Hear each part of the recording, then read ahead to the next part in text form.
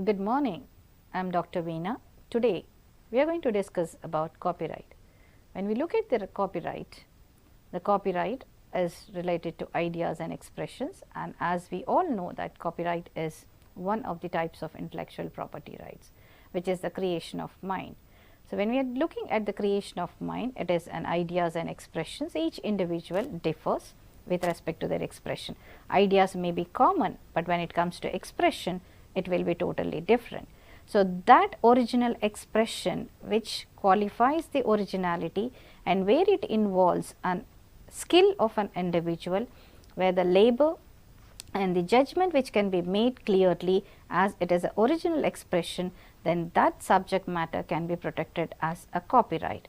When you look at the nature of the rights, especially under the copyright, the first, rights under the statute, bundle of rights, quality and legality. So, coming to the first, rights under the statute, the copyright can be protected under the various statutes, as at international level Berne Convention is the major international convention which gives the subject matter with respect to copyright, and it has been incorporated under the national legislations, and in India it is a Copyright Act of 1957 which protect the copyrights.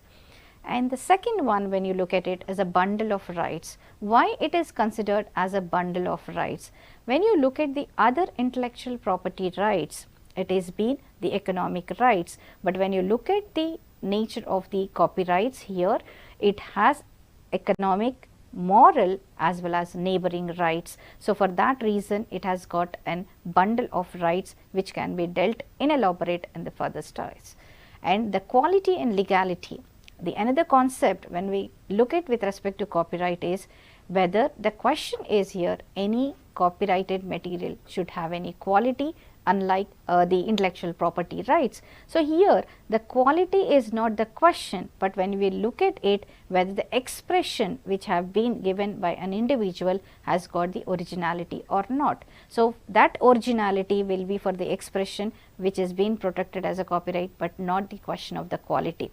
And legality, when we look at it, the legality is any idea which has been culminated into an original expression where you satisfy that the skill and labor has been shown, and such work can be protected as a copyright.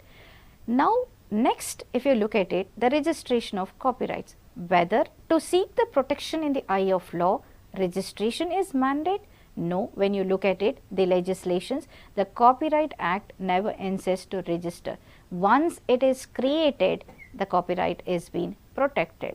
So, copyright registration is not mandatory, but only the thing is, once your idea has been into an expression form, that it has been a copyright is being granted. So, when we look at the subject matter of the copyright, means what all could be covered under the copyright. It could be a literary work or the films or dramatic works, musical works, artistic or sound recording. So, coming to the literary work, so anything, whether it is a story what you are writing it or a book what you have been writing, that will be considered as a literary work. So, this literary work, even you have a right to convert that into a film. So, that story which can be even made as a film, now who will have the copyright here? So, the person who created for the first time in the form of a book, even that person will have all rights with respect to that story which can be even as a film produced. So, now what will be the rights when we look at it if you are performing on the stages? So, dramatic works where you have been portraying and all those things, even for that the persons will have the performance rights, because as they are been performing on the stage. So, musical work, when we are looking at these musical works are those, see it could be when we look at it, even the lyricist, see the person who has written that song and the music composition, all these things. So, the how the rights have been protected under the copyright will be clearly dealt under the Copyright Act of 1957, and that will cover as a part of the copyright protection. artistic works, which can be even the photographs, paintings and all those things. If you look at it, the creativity that has been culminated out of the mind and which have been given that original expression, which have been even prevailing in the nature, but that expression is shown as an original one created by that individual, he will be having a copyright. So, sound recording, when we are talking about, is another subject matter of the copyright. Now, coming to copyright, is it a right to copy, or a person who created will have a right against all others? See, as we look at with respect to intellectual property rights, it is an exclusive monopoly right given to the creator. So, whoever has been authored the book, or who have been composed the song, whoever been produced, so broadcasting rights, all these things, when we look at it, they have the right as a copyright which they holds against all others. So, it is an exclusive monopoly right excluding all others for a limited period of time.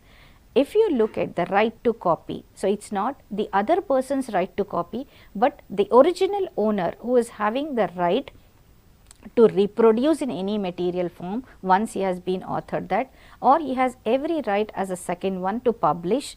He can enter into a contract with any publication house to publish his work under the contractual obligations, but the rightful owner will be the copyright holder. He can communicate further, he can translate, he can adapt that particular work. So, he will be having a bundle of rights. So, these bundle of rights, when we look at it, has been granted under the territorial law, that is Copyright Act in India. And here, coming to the special rights or moral rights, as we have already stated, when you compare with other intellectual property rights, copyright has got special rights or moral rights. So, here moral right, authorship right is most important when we talk about it. So, authorship right is the author, whoever is created that particular work, in case of a literary work. So, the author's name will remain forever. So, that is his special right or moral right. That is right to claim damages for distortion. So, no other person can distort his name, mutilate, or any modifications cannot be done to prejudice his honor or reputation. So, the work what he has created, that work remains the same. If anyone wants to change that, that will become the separate expression of that individual, but it will not be attributed as the author's work. So, no other person can change to his, if it has been anything affecting to the reputation of that honor. So, the honor will, the author will have the claim against such people who has been indulging into affecting the reputation of that particular author. So, he has every right to claim the monetary compensation against such infringers. And when we look at the economic rights, as we have stated, it has been economic rights are nothing but commercialization of rights. So, by publication he is earning the royalties, by selling he is earning the sale price, and when we talk about it, whatever profits he is reaping in terms of by transfer, either by sale, license or assignment, here he is getting that economic right. So, the exclusive owner as a copyright holder will have economic rights, having the bundle of rights. Now, what all can be covered, as we have seen in the initial slides, as a musical work, literary work and all those things. Clearly, under the Copyright Act of 1957 in India, section 13, which provides a subject matter what all included for the protection of a copyright. When you look at the what is copyright, as per the section 13 is the first one, original literary work. So, when we are talking about literary work, any work which the person has authored, that it could be a story, it could be a poem, anything which has been written, that is a literary work. When we look at the second one, the subject matter is musical. So, when we look at musical, either lyrist or music composers. So, differently when we have look at all these relating to it, they will have the ownership as they have the written or the composed of it. And dramatic conversion, performance, pantomime and choreographic, motion picture, audio visual, pictorial, graphic and sculptural, sound recording, special artistic work, computer program, labels, compilations. So, these are the various aspects which can be protected as a copyright. So, of an individual who has created out of a skill and labor which he culminated his idea. So, these are the things which should be looked into as an individual's copyright. Now, when you look at with respect to what is protected as a copyright, does any other person have the right to copy? So, there is the exclusive monopoly right negates the others to use that particular one without any authorization. But there is an exception within the enactment, because if this exception is not being provided, there will not be no further progress or no further ideas which can be generated. So, for that reason, what does not amount to infringement, or under what the people can copy it without reaping commercial benefits. So, for that here the commercial profits and benefits is the test when we look at it when the copying is being done. So, doctrine of fair dealing or a doctrine of fair use, which can be clearly dealt under section 52 of the Copyright Act, where it clearly enables that particular right which a copyright holder has without his permission, either for the other person can make use as a private use, or for the research, or for any criticism or review of that particular work of an author, or in case of a judgments, awards, verdicts which can be in the public domain, or for any of the education purpose while teaching in the classrooms when you look at it, or for private performance where you are not gaining any profits out of that performance from the public, either in the form of collecting the fee or something. And another aspect is reproduction of news and articles from current journals, topics, unless reserved. So, these are the things which are considered as a facts. So, these facts can be it can be made use of it.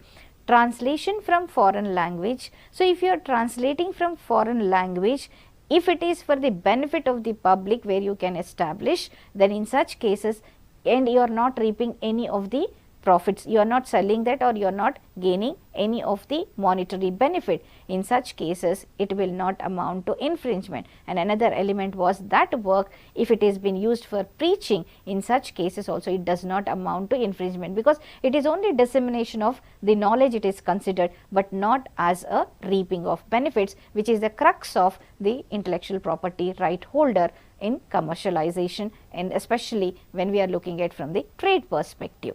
So, as we have looked into what acts do not amount to infringement, but when you look at the infringement of copyright, when it is amounting to an infringement. So, infringement here is nothing but where a person without having any authority will be making use of it, and he is reaping benefit out of it. So, the most important to establish whether there is an act of infringement or not, the most important is any act without authority, means a person without the permission of the copyright holder, if you are making use of it and making benefit out of it, automatically he will be brought within the purview of an infringement of copyright.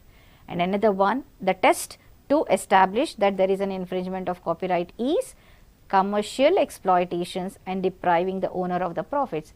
See, as we have seen, all the intellectual property rights holders will have the right to commercialize and reap profits out of that commercialization. So, in such cases, here the person without seeking permission and having an authority, he is reaping the profits which the actual author or actual owner is entitled to it. So, here he violated the law. Definitely that person was used without the permission and reaped the benefits will be brought under the purview of infringement of copyright. Now, whenever we are looking at the infringement of copyright, what are the essentials which we have to look into?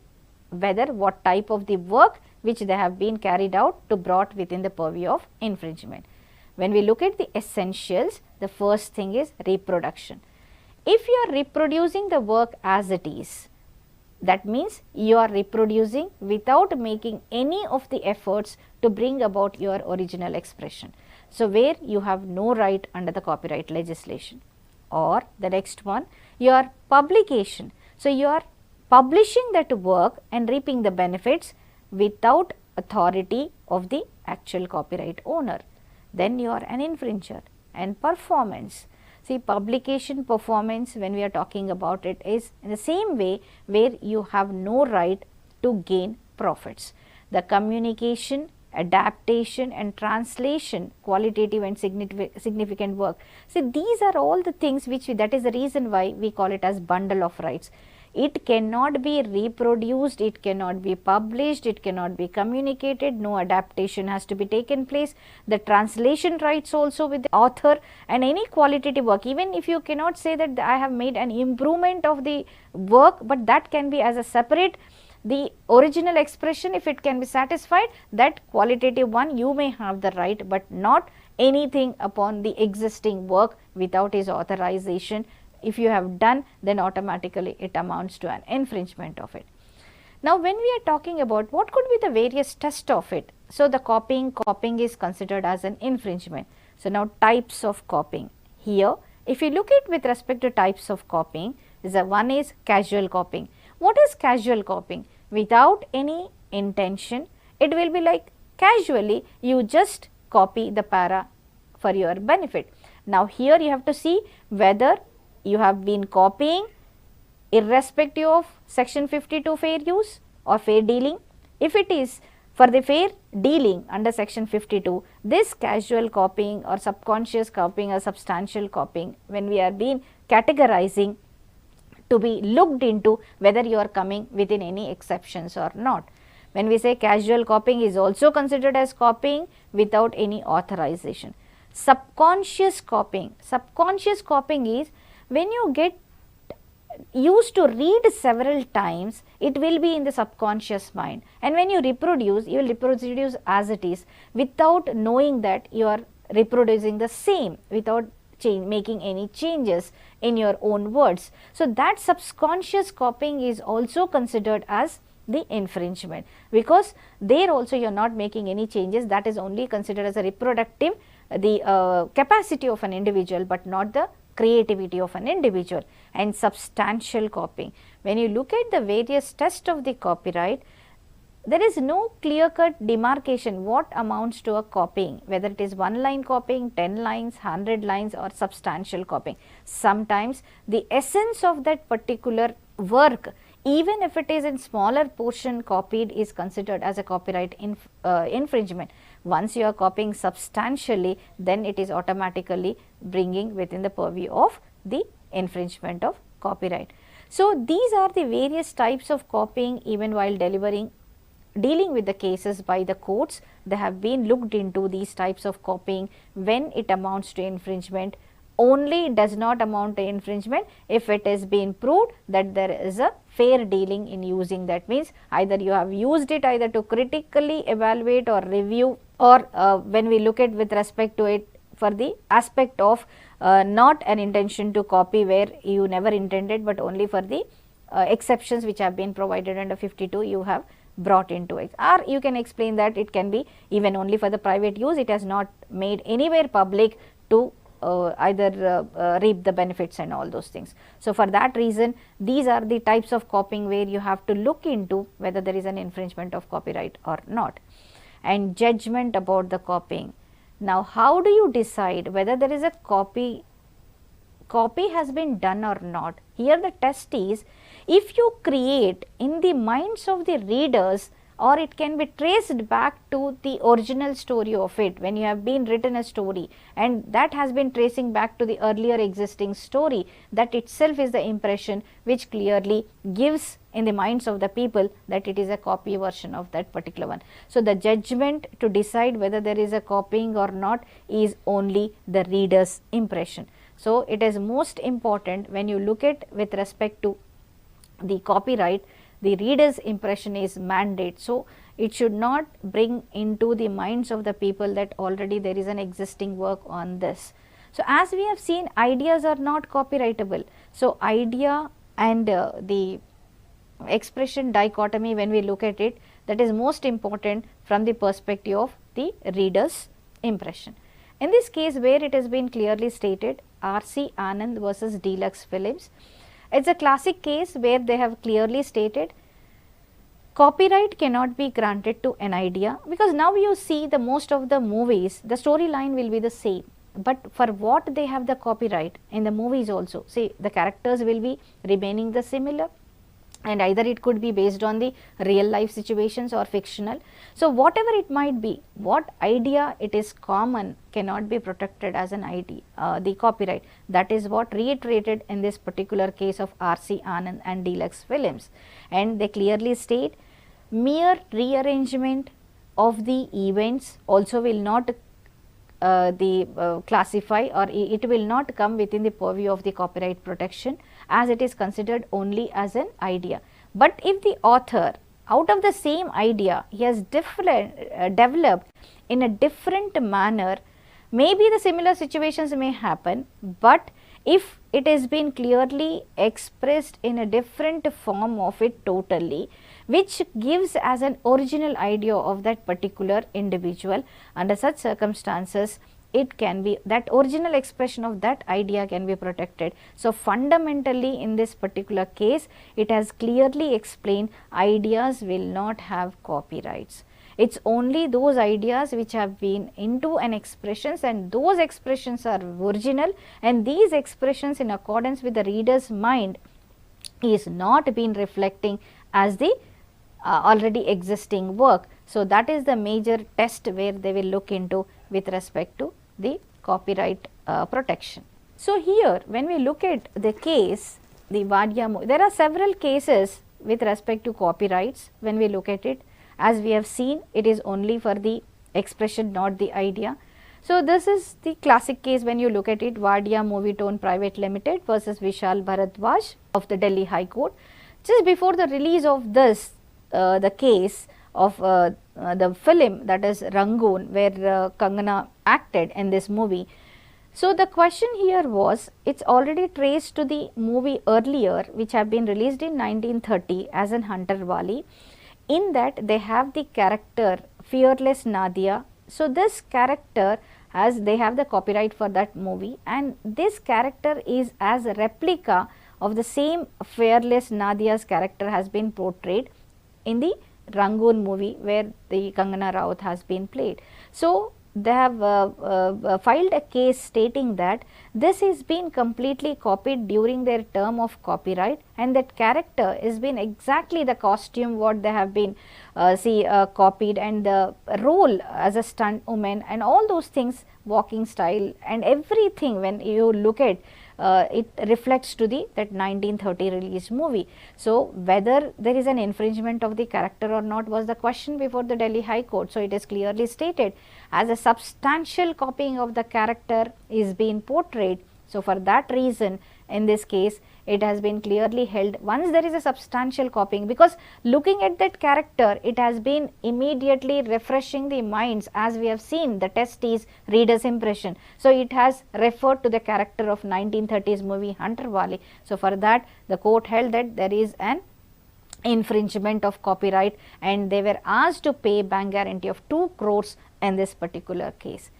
And another one, if you look at it, very interesting, was monkey selfie case, and this has become very viral and see on the internet and all those things, where a British photographer David Mr. So, he was when going around taking the wildlife pictures in Indonesia forest. It has happened that this monkey, when it just see, as the David kept the camera side, that monkey took that and it clicked the picture of itself. So, when it clicked the picture of itself, whether the question here was who has got the copyright, because normally even the photographs, if you are taking the picture of yourself, that is your photo, and even you are going to the photograph shop and you are asking to take your picture, so the rights in the photograph will be of the individual who has been, not the clicking, the it is not the right of the photographer who is clicking the photo, but it is the right of a person who has been played in that particular photo. So, here that question has come before the court, as it is in US, the court, district court said, see, normally we are talking all intellectual property rights of human intellect, but when you look at the monkey, which is an animal of it, and in this aspect the animal rights, when they have been looked into, the David who has already added this picture in his book. So, there is the contention that it is not clicked by him to have the copyright of it. So, it is a monkey selfie which itself clicked it. So, representing that particular the PETA organization where they represented the monkey, and they filed the case stating that it itself, and the David cannot have the right in that. But clearly even appeal courts stated, and it resolved the case stating that we are talking about intellectual property rights of an human intellect, but not of the animal. So, how we distinguish human intellect with animal is the reasoning capability of it, reasoning of the individual and intellectual mind. So, in that case even it clearly stated it is the human capital and human intellect which can be protected as the intellectual property right, and that copyright which has been even in photographs will be the right of the individual through which whose photo it has been, the camera it has been clicked, when it has been of animals in this case. So, here like interestingly where we have been seen that only the human intellectual can be considered as human capital when it has been resulted into an intangible property, especially of a copyright. So, as we are discussing about the monkey selfie case, where we have been clearly seen that if an animal clicked from the original owner of that particular camera, it has been clicked, whether the question before the court was whether the copyright lies in the monkey or in the owner of the camera who has been holding that. And when he has made use of that particular picture in his book, the question raised that he does not have any copyright. So, the court clearly looking into the jurisdiction of the court and reliefs claimed when it has been said that any infringement has been done by the original owner or not. So, court clearly stated that non-human monkey has maybe having the locus standi regarding the animal rights, but not with respect to intellectual property right. So, it is very clear from this case that human intellect capital will be captured as an intellectual property right. Thank you.